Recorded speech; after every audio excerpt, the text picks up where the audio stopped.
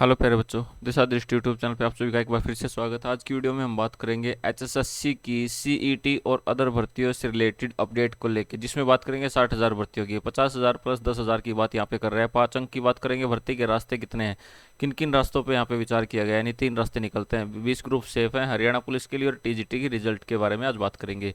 देखिए, दैनिक सवेरा की तरफ से यहाँ पे आप न्यूज़पेपर की कटिंग और अपडेट देख सकते हैं। यहाँ पे क्लियर मेंशन किया गया है। थोड़ा सा बड़ा कर देते हैं इसको। देखो, ग्रुप सी डी के 60,000 पदों पर भर्ती का मामला। हरियाणा कर्मचारी चयन आयोग ने तीन विकल्पों पर कर रहा है मंथन। यानी 3 विकल्पों पर यहाँ पर विचार किया जा रहा है। और यहाँ पे ग्रुप सी और डी पदों पर भर्ती के मामले पर लाखों बेरोजगार युवा अगले फैसले का इंतजार कर रहे हैं। यानी यहाँ भी वेट ही कर रहे हैं कि क्या होने वाला। और यहाँ पे 3 विकल्प कौन से हैं, देखिए। सबसे पहले 3 विकल्प की बात करते हैं। हरियाणा सरकार के ग्रुप सी और डी के लगभग 60,000 पदों के भर्ती मामले में कर्मचारी चयन आयोग पंजाब हरियाणा हाईकोर्ट के फैसले के बाद 3 विकल्पों पर विचार कर रहा है। इन विकल्पों में सुप्रीम कोर्ट के में अपील दायर करने का है। देखिए, पिछले 10 दिन से आप लगातार सुन रहे हैं कि सुप्रीम कोर्ट में अपील दायर करनी है। लगभग पिछले एक हफ्ते से 10 दिन से ये सुनते आ रहे हैं, लेकिन अभी तक दायर नहीं किए, तो इसके चांसेस बहुत ही कम है। और यहाँ पे अगर ये किया भी जाता तो इसमें टाइम लंबा, फिर से लंबा टाइम लगेगा। और ऐसा सरकार के पास इतना टाइम है नहीं, तो ऐसा होना बहुत ही मुश्किल है। दूसरा आता है कि पंजाब हरियाणा हाई कोर्ट में पुनर्विचार याचिका दायर करना। और यहाँ पे ऐसा विचार किया जा सकता है कि अगर इसको जल्दी से निपटाना है तो एक बार फिर से पुनर्विचार याचिका दायर की जा सकती है। लेकिन हाई कोर्ट के फैसले को लागू कर देना, जो तीसरा है ना, यही सबसे मोस्ट इंपॉर्टेंट थर्ड बनता है कि यहाँ पे हाई कोर्ट के फैसले को ही लागू कर दिया जाए। यानी जो यहाँ पे हाई कोर्ट ने बोला है उसी को लागू कर दिया जाए, और यहाँ पे बात ही खत्म हो जाती है। इसके बाद कुछ बचता ही नहीं है। तो यहाँ पे तीसरे जो ऑप्शन है, यहाँ इस पे थर्ड नंबर पे सबसे ज़्यादा चांस हो सकते हैं। बाकी देखते हैं क्या करते हैं। सुप्रीम कोर्ट जाने का चांस बहुत ही कम लगता है अब यहाँ पे। आयोग के अध्यक्ष हिम्मत सिंह ने लीगल टीम के साथ फैसले का अध्ययन कर रहे हैं। सरकार के स्तर पर भी अध्ययन चल रहा है। हालांकि शुरुआत में मुख्यमंत्री नायब सिंह सैनी ने हाईकोर्ट के फैसले को सुप्रीम कोर्ट में दायर करने की घोषणा कर दी थी। घोषणाएं तो यहाँ पे होती ही रहती है, आपको पता है। मनोहर लाल खट्टर बहुत सारी घोषणाएं करते थे, लेकिन बाद में विचार किया जाता है। पहले घोषणा होती है, बाद में विचार होता है। तो यहाँ पे ऐसा कुछ नहीं है कि घोषणा की थी सुप्रीम कोर्ट जाने की तो सुप्रीम कोर्ट जरूर जाएंगे, उस पर विचार करना पड़ेगा। अगर सुप्रीम कोर्ट चले जाते हैं तो बहुत ज़्यादा टाइम यहाँ पे लगने वाला है। इतना टाइम सरकार के पास है नहीं। वो तो इन्होंने वैसे ही लोगों को खुश करने के लिए बोल दिया सुप्रीम कोर्ट जाएंगे, बाकी लगता नहीं जाएंगे। और अभी देखते हैं वो, अगर कानूनी पहलुओं को देखते हुए भी अभी अंतिम फैसला होना है। क्योंकि आयोग के अध्यक्ष पर नियुक्ति हो चुकी है, इसलिए जल्द फैसला हो सकता है। हाईकोर्ट के फैसले में सामाजिक आर्थिक मानदंड के अंकों के बारे में हरियाणा सरकार की अधिसूचना को रद्द कर दी गई है।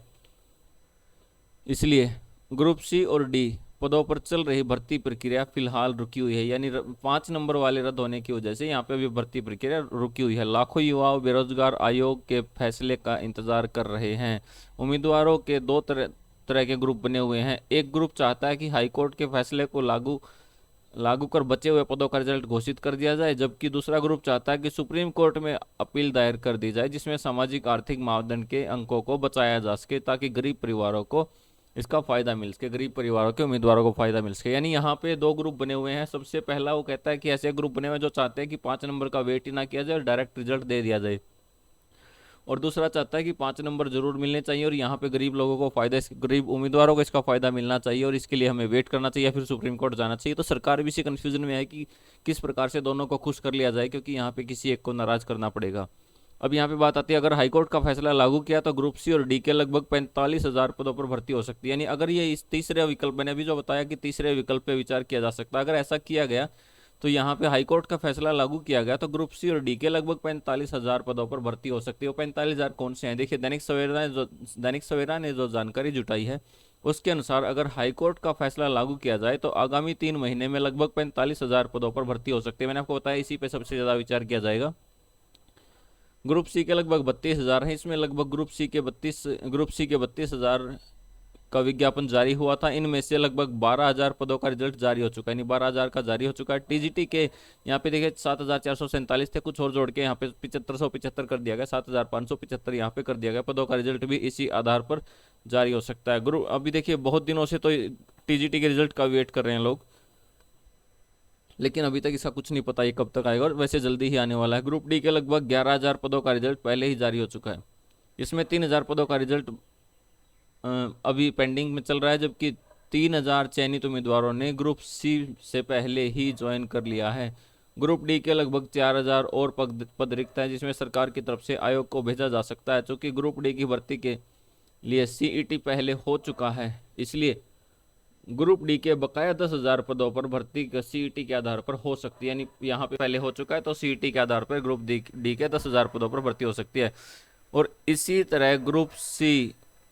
तरह ग्रुप पुलिस हरियाणा के लगभग 6500 पदों का विज्ञापन पहले ही जारी हो चुका है। अगर हाईकोर्ट का फैसला लागू करते हैं तो इन पदों की भर्ती प्रक्रिया भी आगामी 3 महीने में पूरी हो सकती है। यानी ये वो पद हैं जिनकी भर्ती प्रक्रिया लगभग अगले 3 महीने में पूरी की जा सकती है, लगभग 45,000 के आसपास।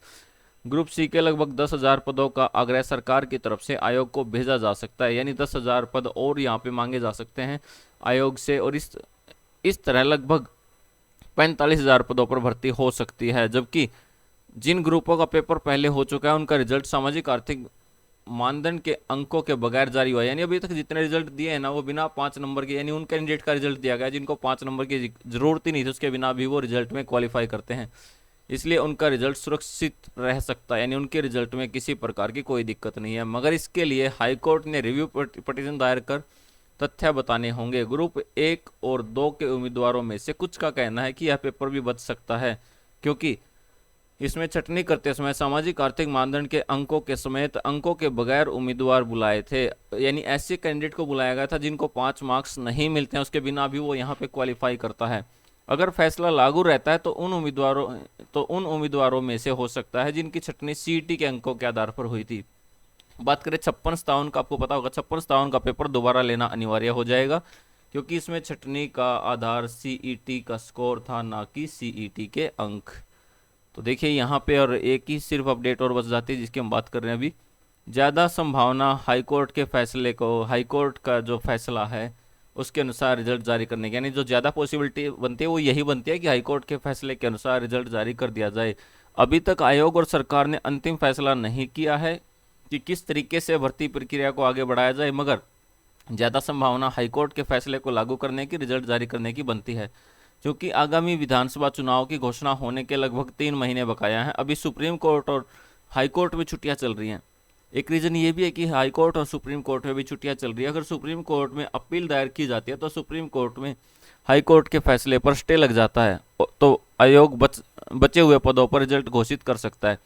अगर यह स्टे नहीं मिली तो आयोग हाईकोर्ट के फैसले के अनुसार रिजल्ट घोषित कर सकता है। अगर हाईकोर्ट ने पुनर्विचार याचिका दायर होती है तो उन पर भी छुट्टियों के तुरंत बाद सुनवाई हो सकती है, यानी छुट्टियों के बाद ही इस पर सुनवाई होगी। आयोग की तरफ से यह जानकारी दी जा सकती है कि जो भी रिजल्ट अभी तक घोषित किया गया है उसका सामाजिक आर्थिक मानदंड के अंकों के बगैर जारी हुआ है। अगर यह तथ्य हाईकोर्ट के फैसले में दर्ज हो जाए तो भी आयोग बिना आर्थिक मानदंड के रिजल्ट घोषित कर सकता है। इसलिए दोनों विकल्पों में से किस विकल्प को चुना जाना है, इस पर सरकार और आयोग अभी फैसला लेना पेंडिंग है, तो यहाँ पे उनको डिसाइड करना पड़ेगा। और देखिए हिम्मत सिंह ने यहाँ पे बयान दिया है, हम अध्ययन कर रहे हैं। यानी दैनिक सवेरा ने पूछा कि इंतजार कर रहे युवा चाहते हैं कि आयोग का अगला कदम क्या होगा। आयोग के अध्यक्ष हिम्मत सिंह, देखिए भोपाल सिंह खदरिया भी चेंज हो चुके हैं लेकिन बार बार उन्हीं का नाम आता है। हिम्मत सिंह ने जवाब दिया कि हम फैसले का अध्ययन कर रहे हैं और हमारे पास 3 विकल्प हैं, इन पर मंथन हो रहा है। यानी तीनों विकल्प मैंने आपको बता दिया, जल्द ही अंतिम फैसला लिया जाएगा। तो यहाँ पे देखिए अगर कंप्लीट अपडेट की बात करें तो ये लगभग 60,000 पद हैं। 60,000 ऐसे पद हैं जिनके ऊपर अभी भर्ती प्रक्रिया पर विचार किया जा रहा है, जिसमें टीजीटी के भी हैं। टीजीटी का भी बहुत दिनों से वेट कर रहे हैं। इसमें कुछ ग्रुप सी के, कुछ ग्रुप डी के और बहुत सारे पद इसमें अलग अलग कैटेगरी वाइज आते हैं इसमें। तो यहाँ पे बात करें तो कौन सा यहाँ पे डिसाइड किया जाए, सबसे ज़्यादा चांस 3 नंबर के लिए रहते हैं। यानी यहाँ पे सबसे ज़्यादा चांस रहते हैं कि हाईकोर्ट के फैसले पर ही विचार किया जा सकता है। बाकी देखते हैं क्या होता है। इसी प्रकार की ताज़ा अपडेट्स के लिए जुड़े रहे हमारे यूट्यूब चैनल से। Thank you.